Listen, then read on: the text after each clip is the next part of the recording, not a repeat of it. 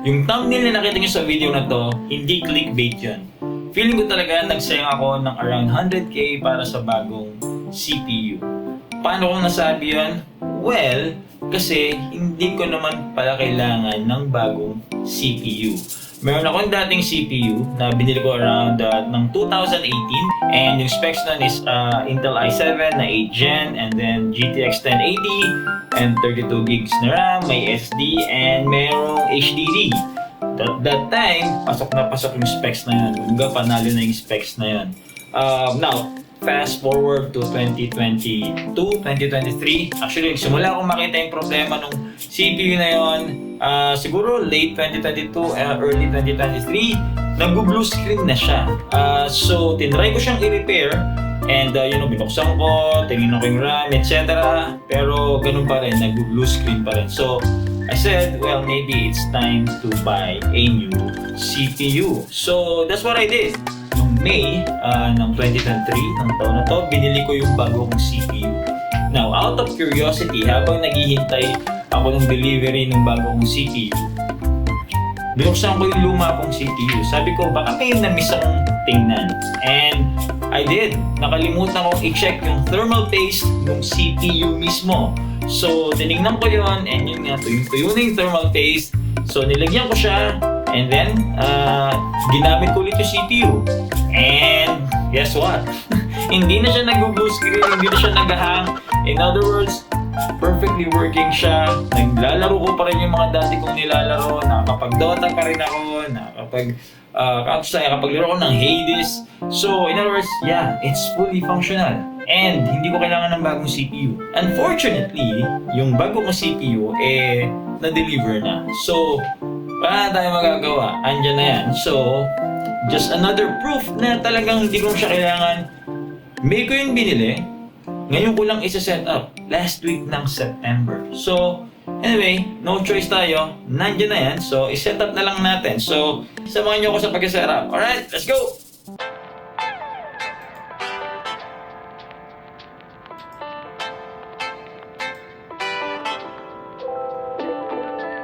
Before natin i-set up yung CPU natin na bago, ipapakita ko muna sa inyo yung plano natin gawin. So, dito sa kwarto natin, actually, meron tayong dalawang table na may iba't ibang or magkaibang computer setup. So, ito yung unang table or yung isang table, and then completely opposite of that, yung isa naman nating table. Now, tatanungin nyo ano yung pagkakaiba ng dalawang setup na yan.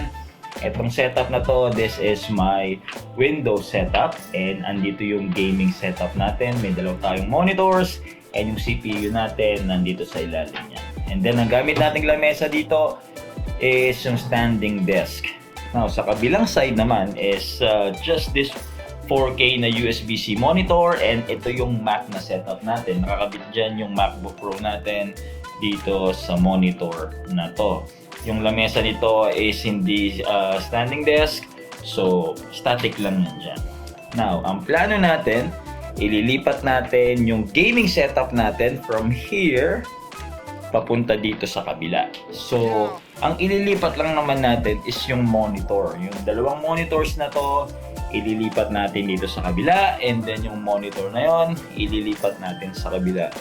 Then yung bago nating CPU, since nandito na nga yung magiging gaming setup natin, dito natin ilalagay sa side na to yung bago nating CPU.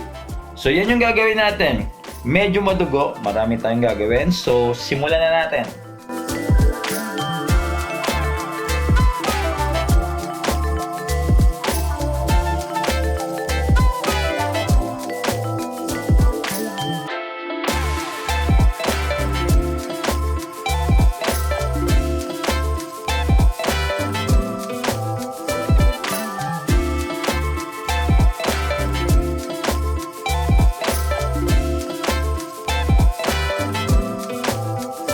Alright, so finally, after ng napakatagal na pag-setup, natapos na rin natin yung pag-setup ng mga computers natin. So, gaya nga nabanggit ko, nilipat natin yung Windows gaming setup natin dito, and then yung Mac natin na dating nandito, nilipat natin dun sa kabilang desk. Napag-usapan din natin later kasi medyo magkaiba yung setup na to. So dito muna tayo. So ito na yung bago nating CPU, yung binili natin, na feeling natin nagsayang tayo ng pera. But anyway, ito na yan. So ang specs nito is AMD Ryzen 5 7600 series, and then meron tayong GTX na 4070 Ti, 32 gigs na RAM, liquid cooled to, AIO, and then meron din tong 1 terabyte na SSD and 2 terabyte na hard disk drive. So nakakonect yan dito sa ating dalawang quad monitors. So this one is 144 Hz.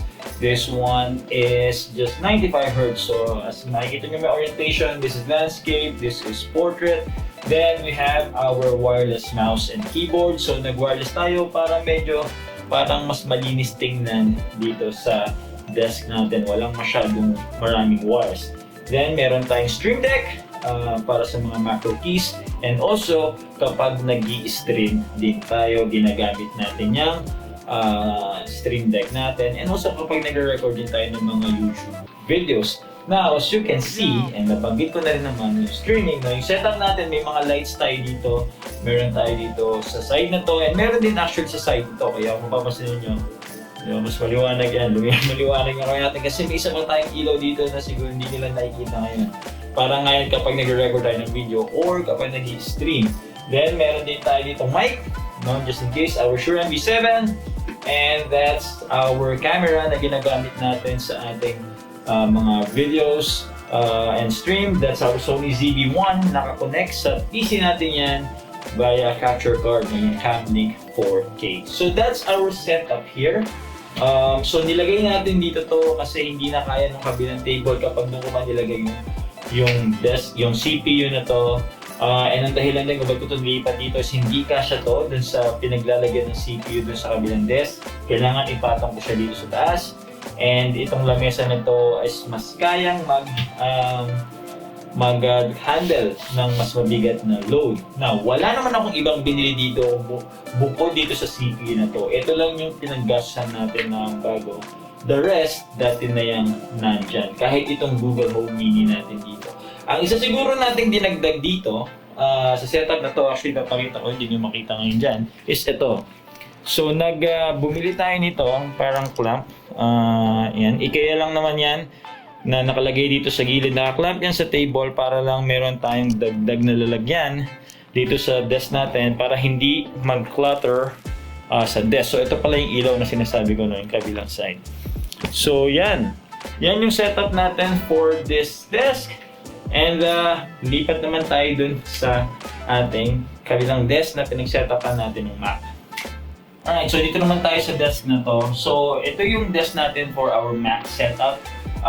Actually, mas gusto ko na lang tawagin itong desk ito for our productivity setup. Paano ko nasabi yun? Meron na actually tatlong computers na nakakonect dito. Hindi lang yung Mac natin. So, of course, una is yung Mac na natin. So, andito yung MacBook Pro natin. And then, nakakonect din dito yung ating Windows laptop na ginagamit. Ito, nasa likod ng Mac. So, ginawa natin dito, nakatayo lang siyang ganyan. Meron lang siyang parang pinaglalagyan para nakatayo para lesser space sa desk ang magagamit natin. And then, yung pangatlong computer, actually, hindi nyo lang makita sa ngayon, is sa ilalim ng desk na to, yung luma pa rin nating Windows na PC. Now, isa lang monitor natin, paano natin gagamitin lahat ng yan? So, yung monitor natin has multiple input, USB-C, dalawang HDMI, saka isang display port. So, ginamit natin lahat yun, kinonect natin lahat yan. And yung mouse natin, there are yung mouse and keyboard, Bluetooth siya, and pwede kayong mag-connect ng 3 devices for both of them. So, kaya kapag naglilipat-lipat tayo ng system na ginagamit, yun lang ginagawa natin, lipat-lipat lang. So, for example, ngayon, this is our Mac, no? Na naka-connect. So, lipat natin, and as you can see, this is our Mac, no? Na system, ayan yung interface. Now, lipat natin, no? Ilipat natin sa ating Windows na laptop. So, lipat lang natin yung input. Yun is naka-connect via the USB-C na port. So, yan, nakita nyo, yung ginawa natin, ilipat lang natin. And then, yung mouse and keyboard natin, ilipat lang din natin. So, gawin natin nakakonect doon. So ayan, nakita nyo gumagana na yung mouse. And yeah, this is our laptop, no, na Windows, yung nandito. And then now, lipat naman natin sa ating dating gaming Windows na computer. So, nakakonect yan doon sa HDMI 1. So, yan yung ginagawa natin. Ililipat lang natin yung source. HDMI 1. And then, hintayin natin. There we go. That's it. And then, lipat lang natin yung mouse and keyboard natin para kontrolin yan. So, yeah. That's it, no? So, ito, this is our gaming PC natin. Yan, gumagana tayong Steam and I can still play some of the games here. Katulad nga na nabanggit ko kanina. So, that's our setup here. Now, aside from that, meron pa rin tayong Stream Deck dito. And then meron tayong yung HAL digit para sa Mac natin para pwede tayong mag-connect para mas maraming device sa kanya dahil limited yung ports ng MacBook Pro. And then we have our speaker here, no? Itong speaker na to, Bluetooth to. So lahat ng devices na dito, yung tatlo, nakakonect yan or pwede kong i-connect yan. So kung ano lang yung kailangan kong gamitin or kung ano yung ginagamit ko that time, pwede kong i-connect dyan para meron tayong malakas na audio. And actually, since this is a Bluetooth speaker, pati yung Windows computer natin, yung bagong Windows computer na nasa kabilang side, opposite itong desk na to, nakakonect din dito. So kung gusto ng mas malakas na sound doon, gagamitin din natin itong Bluetooth speaker na to. And then aside from that, may mic pa tayo dito just in case kailanganin natin ng mic para sa setup na to. And then lastly, meron lang tayong lighting. So may lighting tayo dyan sa taas ng monitor. So just in case, so mas maganda kasi may tama ng ilaw sa keyboard and mouse, lalo na kapag patay lahat ng ilaw. Then meron lang tayong ilaw dito para medyo maganda-ganda lang yung dating dun sa desk. And lastly, just in case kailangan natin ng webcam, may webcam tayo dyan. So, the last, actually, may isa pa pala, no? Oh, wait, there's more.